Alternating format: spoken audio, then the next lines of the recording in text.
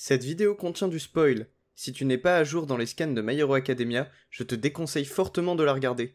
Pour les autres, bonne vidéo.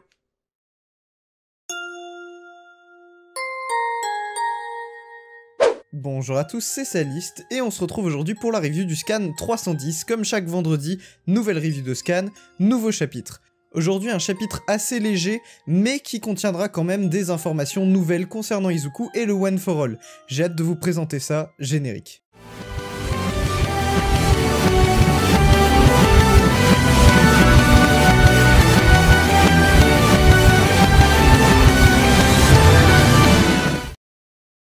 Le chapitre s'ouvre sur une ruelle sombre avec des civils qui semblent attaquer un monstre. Mais on apprend directement sur la deuxième page que le fameux monstre que les civils attaquent semble être une autre civile qu'ils ont pris pour un monstre dans la nuit, et étant donné le fait qu'il s'agit d'un alter de mutation physique. Cette personne ressemble à une espèce de lézard géant et est donc prise par les civils pour une ennemie. Izuku arrive donc pour calmer la situation et essayer de stopper les civils qui étaient en train d'attaquer cette pauvre femme dans la nuit. Mais avant même d'avoir eu le temps d'expliquer la situation, les civils ont fui en disant que si elle était innocente, elle n'avait qu'à pas se comporter comme un monstre. Bien évidemment, ici c'est assez lâche de la part de ces civils qui sont en train de dire que c'est la faute de la victime si elle a été attaquée, ce qui est à mon sens une critique de la société faite par Horikoshi à travers cette simple case, mais nous n'allons pas débattre plus longtemps là-dessus, puisque cette pauvre femme nous explique pourquoi elle est seule dans la nuit et pourquoi elle a été prise pour un vilain.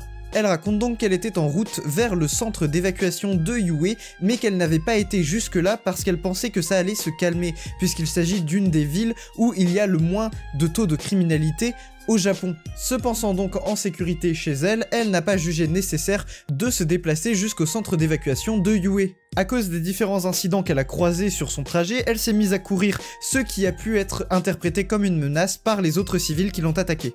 Elle demande même à Izuku s'il pense que la situation reviendra à la normale, et Izuku lui répond qu'il sait que la situation reviendra à la normale, il en est convaincu.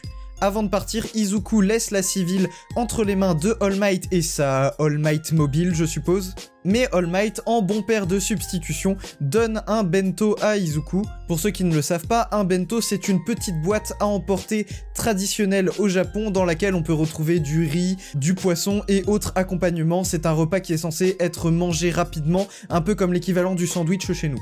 Daigoru Banjo interrompt la situation à travers les vestiges et parle à Izuku en disant que la situation semble être revenue comme à l'époque où All for One dominait sur le Japon. On apprend ici que la situation est quand même vraiment tendue pour Izuku et les autres héros qui continuent d'exercer malgré la pression sociale, puisqu'ils n'ont aucune information concernant les évadés. Ils ne savent pas où est-ce qu'ils se trouvent, ils ont vraiment zéro information comme le dit Daigoru Banjo, et la seule info intéressante qu'ils ont, et qui est peut-être la seule info pertinente, c'est que Shigaraki dispose maintenant du All for One, qu'il est lui-même une aussi grande menace que All for One à son époque, et que, selon Izuku, même Aizawa Sensei plus Endeavor ne pourrait rien faire pour arrêter Shigaraki à eux deux. Enfin, on arrive sur cette magnifique page où on voit Izuku de dos avec cette silhouette vraiment héroïque, les poings serrés, et il dit si le One for All ne peut pas arrêter tout ça immédiatement, la situation ne s'améliorera jamais. Est-ce qu'ici on doit comprendre que My Hero Academia tend vraiment vers la fin très bientôt dans les scans qui vont arriver? Je n'espère pas, mais en tout cas ce qui est sûr c'est que Izuku ne voudra pas attendre avant d'aller confronter Shigaraki une nouvelle fois pour essayer de stopper Shigaraki ainsi que All for One. Et alors que la fin du chapitre semble approcher, nous nous retrouvons dans les vestiges du One for All au moment où Izuku allait se réveiller à l'hôpital, donc c'est encore un flashback avant qu'Izuku se réveille à l'hôpital, et nous reprenons là où nous nous étions arrêtés la dernière fois que nous avions vu les vestiges, c'est-à-dire avec le premier utilisateur qui demande au second et au troisième de coopérer.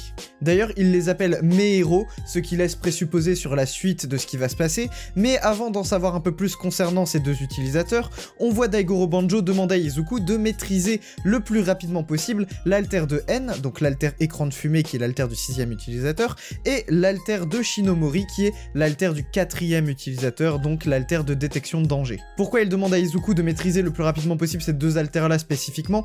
Pas forcément parce que ce sont les plus forts entre guillemets, mais sûrement parce qu'il maîtrise déjà partiellement Float, il maîtrise plus ou moins bien Black Whip, ce sont vraiment les deux seuls alters sur lesquels il n'a encore aucun contrôle à ce moment-là dans les vestiges. je pense qu'ici l'idée que veut faire passer Daigoro Banjo, c'est que Izuku doit compléter sa maîtrise de tous les alters qui font partie du One for All. Le troisième utilisateur prend la parole et parle en son nom et en celui de son collègue, le second utilisateur, en disant qu'ils viennent de l'époque la plus difficile que l'humanité ait connue, l'époque où All for One était à son apogée et dominait vraiment sur tout le Japon. Il dit d'ailleurs une phrase très intéressante: et le chef avait peur de voir cet avenir se réaliser. Alors qui est le chef en question qu'il mentionne? C'est une très bonne question et je pense qu'on le saura plus tard puisque pour l'instant on ne sait pas trop qui est le chef, mais je pense que ce qu'on peut en conclure c'est que lui et le second utilisateur ont tous les deux fait partie d'une espèce de groupe de solidarité qui avait un chef et c'est le fameux chef qu'il est en train de mentionner ici. On voit sur la dernière case de cette page le visage du second utilisateur qui ressemble vraiment à Katsuki mais avec une immense cicatrice en plein milieu du visage. Je pense qu'il est certain que ce n'est pas Katsuki puisque sinon Izuku l'aurait reconnu puisqu'on verra à la fin du chapitre qu'il va lui parler et le voir.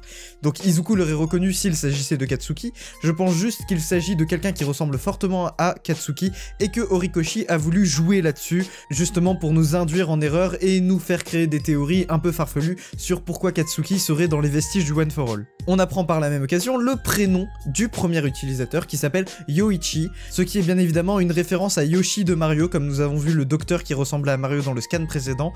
Pour moi tout est lié, Mario fait partie du monde de My Hero Academia, c'est confirmé. Blague à part, maintenant on sait qu'il s'appelle Yoichi et on sait que son nom de famille est Shigaraki puisque, petite pointe de rappel, All for One a donné son vrai nom de famille, donc Shigaraki, à Tenko Shimura. Donc Tenko Shimura, qui est maintenant Tomura Shigaraki, a eu son nom de famille de la part de All for One. Comme All for One et Yoichi sont frères, Yoichi a pour nom de famille Shigaraki, c'est logique. Mais bon, ça vous le saviez déjà, maintenant on peut juste dire qu'on a son nom et son prénom. Le second utilisateur fait donc un speech pour dire qu'ils ont mené beaucoup de batailles contre All for One et qu'à chaque fois ils ont perdu d'innombrables vies et qu'il n'est pas prêt à donner sa confiance en un gamin, pour reprendre ses termes, qui a des étoiles dans les yeux et qui dit qu'il veut sauver son ennemi juré. Et donc le premier utilisateur qu'on va appeler dorénavant Yoichi parce que ce sera plus simple, Yoichi répond donc à ses deux successeurs que ce n'est pas plus illusoire que deux personnes qui viennent sauver leur némésis, ici leur némésis, le frère de All for One. On apprend donc que le deuxième et troisième détenteur du One for All ont sorti le premier utilisateur de sa prison dans laquelle All for One le tenait prisonnier. Il dit d'ailleurs que sans ces événements, rien de tout ça n'aurait commencé, rien de cette aventure avec le One for All pour vaincre All for One n'aurait pu débuter sans son sauvetage. Il remercie donc indirectement ici le deuxième et troisième détenteur et essaye de faire comprendre, surtout au deuxième détenteur finalement, que ce gamin, Izuku, n'a pas des idées si terribles que ça puisque c'est ce genre d'idée de vouloir sauver son pire ennemi qui a mené justement à ce combat contre le mal et contre All for One.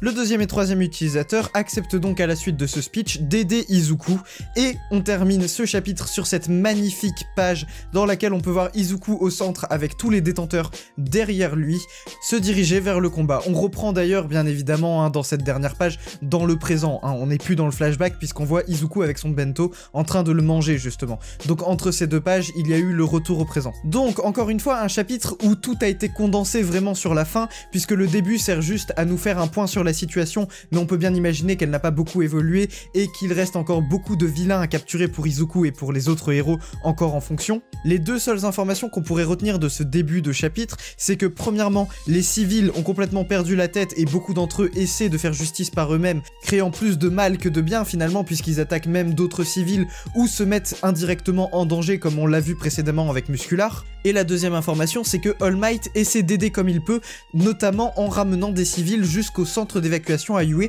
à l'aide de sa voiture qui est une sorte d'All Might mobile, donc qu'on peut imaginer très rapide, ce qui permet de ramener un maximum de monde en un minimum de temps dans les centres d'évacuation respectifs du pays. La deuxième partie du chapitre, en revanche, a beaucoup plus d'informations intéressantes à nous proposer. On apprend pas mal de trucs, on apprend notamment donc déjà le visage du deuxième et troisième utilisateur, ce qui est vraiment pas mal vu le temps qu'on a mis à voir quelle tronche ils avaient. C'est définitivement prouvé que le deuxième détenteur est un sosie de Bakugo, même si je pense que ce n'est pas Bakugo. Vous pouvez me dire d'ailleurs en commentaire ce que vous en pensez.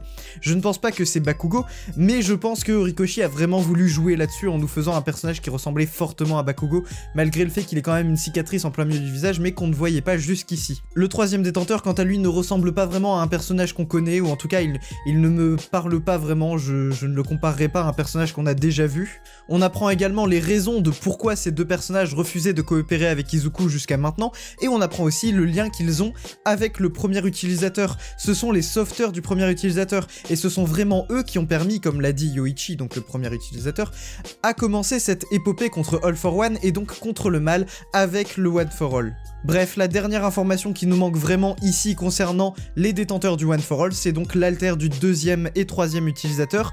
Et une autre information qui n'a pas été mentionnée et qui me titille un peu et qui me fait me demander comment ça s'est passé, j'aimerais bien savoir comment le premier utilisateur a su comment transférer son alter. Parce que je veux dire, tu peux pas le transférer par hasard. Déjà, il était pas au courant qu'il avait un alter de transmission, et ensuite...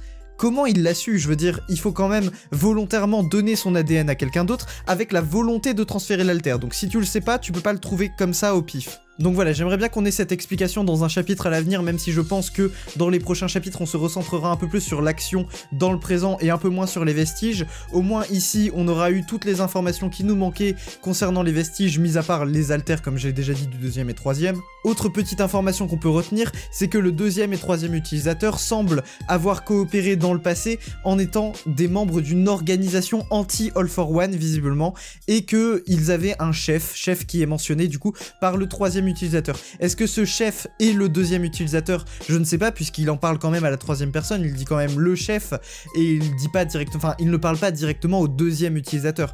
Donc si le deuxième utilisateur était le chef de cette organisation, il lui aurait sûrement parlé directement ou aurait utilisé son nom puisqu'il est dans la pièce. Bref, un chapitre qui complète beaucoup de points sombres qui étaient restés jusque-là inexplorés concernant les anciens possesseurs et leurs relations aussi. C'est très important d'avoir enfin tout cet arbre de relations qui est créé, puisque on connaît la relation qu'il y a eu entre tous les utilisateurs. On sait notamment que Daigoro Banjo, le quatrième utilisateur, et N se connaissaient. On sait que le premier, deuxième et troisième se connaissaient, donc sont issus de la même génération. On peut commencer à calculer un peu l'écart générationnel à partir de ça, et ça revient du coup à ma vidéo sur la fin de My Hero Academia, notamment la première partie dans laquelle je m'amuse à calculer l'âge d'All for One ainsi que l'écart générationnel entre les différentes générations d'Alter, et ça revient pile poil à ce que j'avais dit dans ma vidéo sur le fait que le premier, deuxième et troisième utilisateur sont tous les trois de la même génération, et donc sont tous les trois de la première génération. Abonnez-vous, laissez un pouce bleu et activez la cloche. N'hésitez pas à me rejoindre sur Twitter, Instagram, Discord, tous les liens sont en description. Vous pouvez aussi me soutenir via Tipeee. C'était Saliste, salut!